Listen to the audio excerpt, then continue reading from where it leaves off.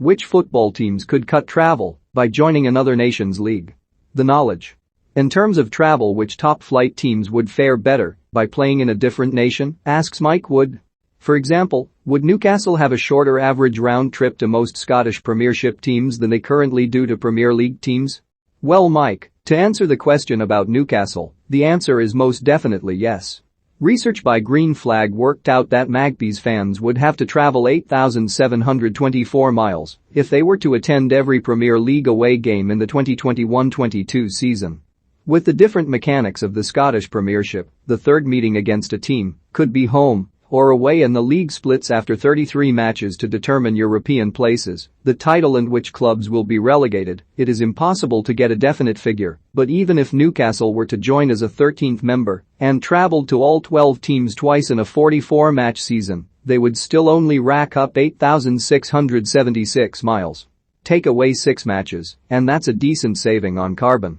Zenit St. Petersburg would drastically cut their carbon footprint if they played in the Estonian top flight rather than in Russia's, offers Tim Dockery. If they switched leagues, their new furthest competitor, FC Karesar in Saaremaa, would be 84 miles closer than their current closest competitor, FC Khimki, located just outside of Moscow. Their average round-trip travel distance for an away game would fall by 74%. If that's not the largest percentage decrease in distance that would be traveled if leagues were switched, I imagine that the 1,119-mile decrease in the average round trip from 1,507 miles to 388 miles is the largest absolute decrease. Ben Cordes writes, several MLS teams would do better travel-wise if they were in Liga MX, the Mexican top flight, instead. To take one example, if FC Dallas played in Mexico, I reckon their longest flight would be to Tijuana at roughly 1,180 miles. 11 MLS opponents, out of a possible 26, are further away than that. Alasdair Brooks takes us south of the equator for a potential winner, but, given the team currently play in another nation's league, we're not quite sure it fits the criteria. The answer to distance questions is almost always Wellington Phoenix men's team, who play in Australia's A-League despite being based in New Zealand's capital, he notes. Their match against Perth Glory requires a one-way trip of more than 3,200 miles. Even the away trips to Sydney require flights of over 1,300 miles and over 1,500 miles to Melbourne. In terms of travel, Wellington Phoenix would be much better off playing in the New Zealand National League. I suppose arguments could also be made for SKA Khabarovsk and FC Luch Vladivostok when they played in the Russian Premier League, since their away trips to Zenit were even further than the Phoenix Glory fixture. But neither team currently plays in the Russian top flight. After last week's question, we've had many more contenders sent in. This clocks in at about 11 seconds, but it deserves a mention because, like the Polish goal you already listed, it's all inside the box and JJ Okocha scored it against Oliver Kahn, writes Christian Isle.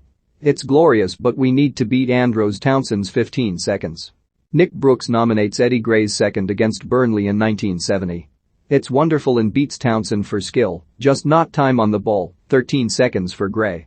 https://t.co/oggfww70slandros. Townsend had a knack of doing those types of goals or runs as a youngster.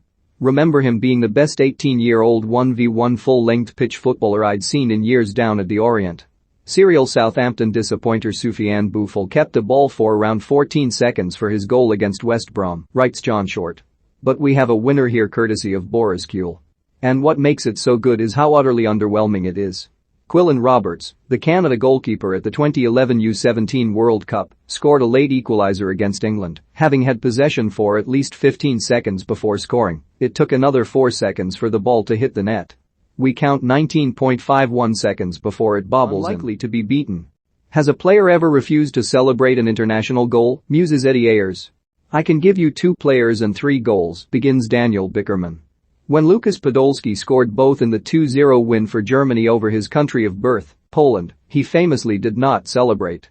And it wasn't some friendly either, it was at the team's opening Euro 2008 match. As you can see here. Another example is Mesut Ozil, after he scored the second in Germany's 3-0 win over his country of birth, Turkey, during a Euro 2012 qualifier in October 2010. Where Turkish fans made up more than half of the 74,244 capacity Berlin Olympic Stadium crowd.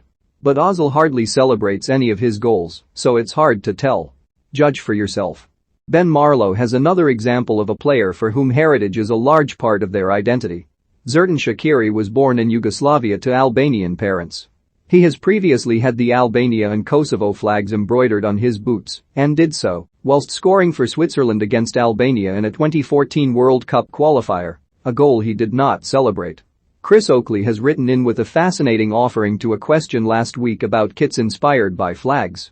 We covered patriotic kits some years ago, but this references another nation's flag. I assumed someone would mention Birmingham City's third kit, worn between 1972 and 1974, but they didn't. The shirt is essentially a Germany flag, rotated clockwise 90 degrees, so divided vertically into thirds of yellow, red and black. Legend has it that they wore the kit on a pre-season tour of West Germany in order to gain the support of local football fans, although this is by no means a factual certainty. Anyway, I expected someone to point that out to you. You can see the kit on my website, here. What is the current record crowd for a friendly in Britain? Asked Chris Scrimgeour in August 2009. Pleasantly straightforward, this one. The record for an international friendly is 125,683, achieved at Hampden Park for a game between Scotland and France, which the home side won 2-0, all the way back on 27 April 1949. That answer was provided by Sean Dellery, and so was the record for a friendly between two club sides 104,493 for Rangers 1-2 Eintracht Frankfurt, also at Hampden Park, in October 1961. Watching Mark Noble miss a penalty with his only touch, I got to wondering, has anyone ever come on and scored with their only touch to win a game? Asks Aaron Lynch. Rangers, Scotland, was named after an English rugby team, Swindon Rangers, and Racing Club, Argentina, was named after a French auto racing magazine. Which other clubs that were founded specifically as football clubs are named after teams' concepts from other sports? 3-0, 2-0, 1-1, 3-0, 3-0. Liverpool and Chelsea have recorded the same scoreline in all 5 of their Premier League matches so far. Is this a record? Wonders George Jones. Serie B side Frosinone were managed last season by Alessandro Nesta, writes Bogdan Katarlik. Their manager this season is Fabio Grosso, another member of Italy's 2006 World Cup winning team. Which club has been managed by most World Cup winners? Can anyone help with this? https://t.co/d03puwadp. Mail us your questions or tweet @TheKnowledgeGoo.